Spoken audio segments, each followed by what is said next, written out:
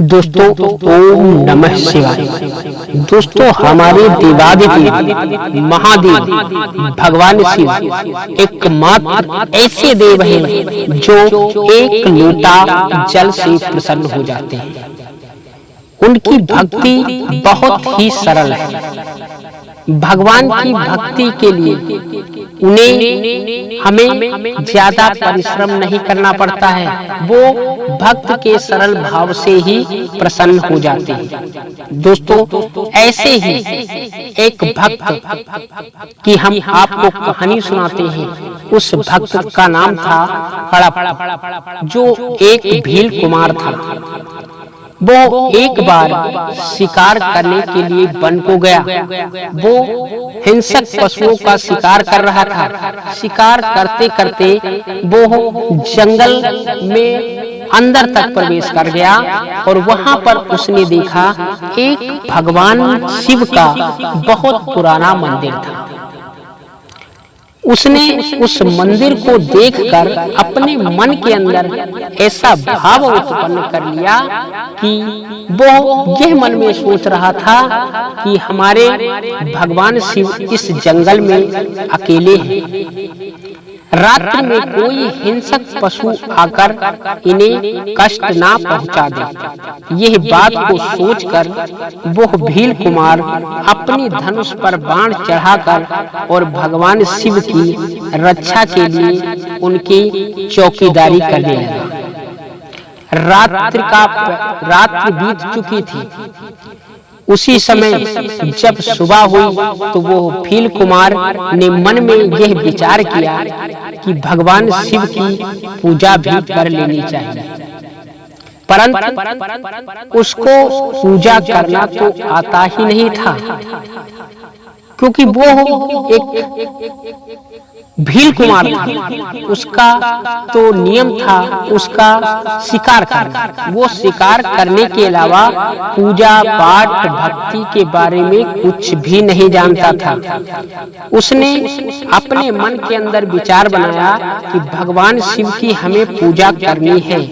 इस विचार को बनाकर वो भगवान शिव की पूजा के लिए सामग्री एकत्रित करने के लिए वन को गया।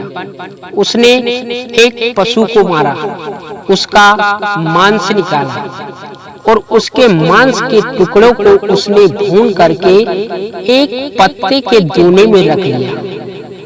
आगे बढ़ता है तो वो देखता है कि एक पेड़ पर मधुमक्खियों का छत्ता लगा हुआ है। उसने उस छत्ते को तोड़ा और उसमें से शहद निकाला। शहद को उन मांस के टुकड़ों में मिला लिया। फिर वो आगे बढ़ता है तो भगवान शिव पर पुष्पों की आवश्यकता पड़ती है। तो उसने देखा लताओं में पुष्प लगे हुए थे। उसने पुष्पों को तोड़ा और अपने बालों में उलझा लिया। अपने बालों में उन पुष्पों को उसने लपेट लिया। आगे चलता है तो उसके मन में विचार आया कि भगवान की पूजा करने के लिए हमें जल की भी आवश्यकता पड़ती है। तो वो नदी के पास गया और अपने मुंह में जल भर लिया। मुंह में जल भरकर वो भगवान शिव के मंदिर में वापस आ गया। उसने देखा कि भगवान शिव की मूर्ति पर पत्ते और पुष्पों से उनकी मूर्ति ढकी हुई थी। उसने पैर से उन पत्तों और उन पुष्पों को एक तरफ सरका दिया, क्योंकि उसके हाथ में धनुष था। दूसरे हाथ में वो मांस के टुकड़े थे, इसलिए उसने पैर से भगवान शिव को साफ कर दिया।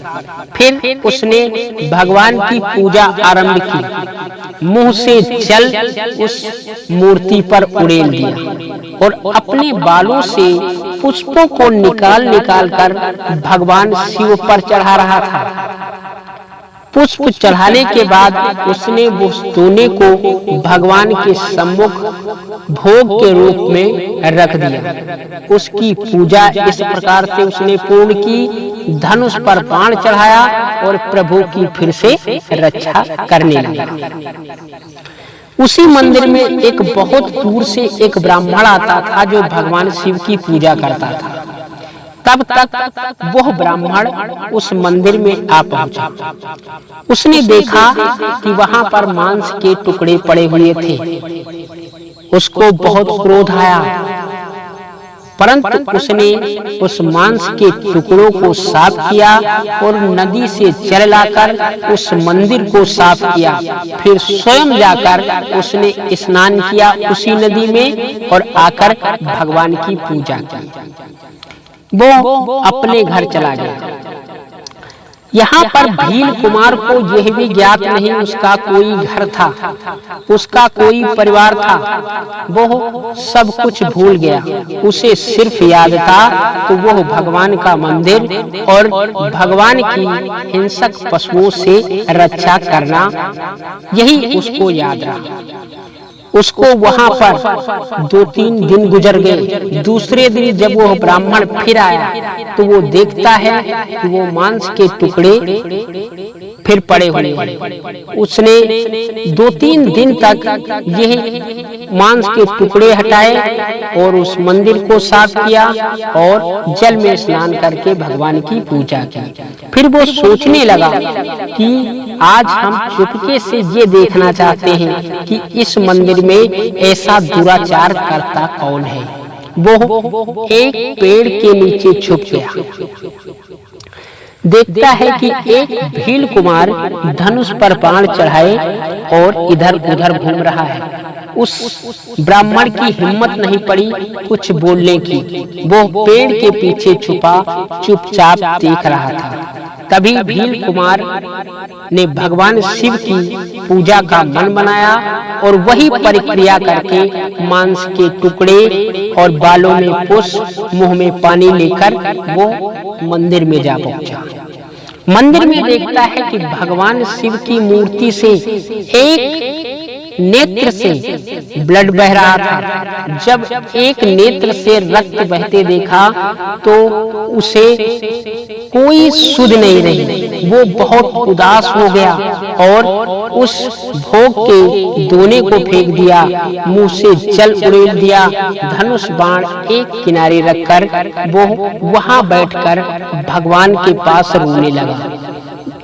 वो मन में सोच रहा है कि यह दुष्कर्म किसने किया है। उसने धनुष को उठाया, बाण चढ़ाया और मंदिर के चारों तरफ दौड़ता हुआ देख रहा है कि कौन सा पापी ने यह कुकर्म किया, हमारे भगवान को चोट पहुंचाई है। परंतु जब उसे कोई नजर नहीं आया तो वो भगवान के पास आकर और फिर रोने लगा। तब तक उसके मन में विचार आया कि पत्तों से औषधियां बनती हैं, तो वो फिर जंगल में भागता हुआ गया। उसने पुष्प और जड़ एक गट्ठर इस्तेमाल किए। उसे कुछ मालूम तो था नहीं कौन सी बूटी कहाँ लगाई जाती है। एक गट्ठर पुष्प और जड़ को लेकर वो भगवान के पास आया और सभी प्रयत्न कर डाले, परंतु भगवान शिव के उस मूर्ति की नेत्र से रक्त बहना बंद नहीं हुआ। तब तक उसे एक बात याद आई जो एक भील कुमार ने बताई थी। उस भील कुमार ने बताई थी कि कभी किसी को अगर घाव हो जाए तो दूसरा व्यक्ति उसी जगह का मांस निकाल करके अगर लगा दे तो वो घाव शीघ्र भर जाता है। यह बात उसने दूसरे किसी भील से सुनी थी। बस अब तो उसे औषधि मिल गई। उसने क्या किया, अपने तरकस से बाण को निकाला और अपने नेत्र के मांस को निकाल लिया। अपने नेत्र सहित नेत्र का मांस निकाला और भगवान की उसी मूर्ति की उस आंख पर रख दिया। देखता क्या है कि रक्त बंद हो चुका था। अब भगवान अपने भक्तों की परीक्षा हमेशा लिया करते हैं। वो उस भील कुमार की परीक्षा ले रहे थे। तब तक देखता क्या है कि दूसरे नेत्र से भी ब्लड बहने लगा। अब क्या, भील कुमार को तो भाई उस घाव की औषधि मिल चुकी थी। उसने क्या किया, भगवान शिव की मूर्ति के उस नेत्र पर एक अंगूठा रख दिया, पैर का अंगूठा रख दिया। अंगूठा इसलिए रख दिया कि जब वो दूसरी आंख निकालेगा तो वो अंधा हो जाएगा, उसे दिखाई नहीं देगा।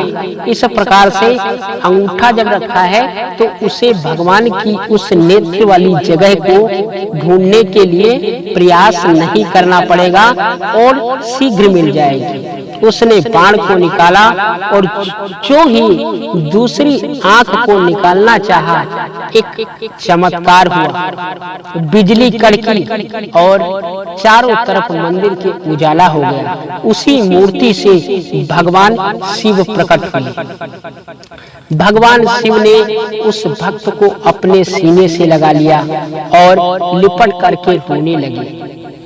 उस भक्त ने कहा, हे प्रभु, हम तो एक हिंसक भील कुमार हूँ, प्रभु आप मुझे अपने गले से क्यों लगा रहे हो? आप अपने आप को अपवित्र क्यों कर रहे हो? तब भगवान शिव ने कहा कि मुझे वही भक्त प्रिय है जो मेरे लिए रोए, मेरे लिए अपना घर परिवार छोड़ दें और हम हमारी भक्ति के लिए अपने सच्चे मन से भक्ति करें। हमें ब्राह्मण, पंडित, ज्ञाता इन सभी की जरूरत नहीं है। हमें सिर्फ ऐसे भक्तों की जरूरत है जो हमारे लिए अपना सर्वस्व त्याग दे। इस प्रकार की भक्ति मैं चाहता हूँ। हे भक्तराज, इस प्रकार की भक्ति आप में है। आप उन सभी विद्वानों से महान हो, सर्वश्रेष्ठ हो। यह बात वह ब्राह्मण जो वहाँ का पुजारी था वो देख रहा था। भगवान शिव ने उस भक्त को बुलाकर उसे दर्शन दिए और कहा कि हमें इस प्रकार के भक्त पसंद है, जिस प्रकार की भक्ति इस कड़प की भील ने की है। उस ब्राह्मण की आंखें खुल गईं और वो प्रभु के चरणों में गिर पड़ा और भगवान शिव ने उस अपने भक्त को अपने साथ लेकर और अपने धाम को चले आए। दोस्तों, इस प्रकार के भक्तों से हमारे भगवान शिव हर भगवान प्रसन्न हो जाता है जो भक्ति सरल भाव से करते हैं। उन्हें कुछ मालूम हो ना हो, मंत्र मालूम हो ना हो, उनके भाव को भगवान देखते हैं। तो दोस्तों, ये थी आज की कहानी और आज की कहानी अगर पसंद आई हो तो इस वीडियो को लाइक करें और हमारे चैनल को सब्सक्राइब करें। दोस्तों, ओम नमः शिवाय। ओम त्र्यंबकम यजामहे सुगंधिम पुष्टि वर्धनम उर्वारुकमिव वंदनाय मृत्युर्मुक्षी।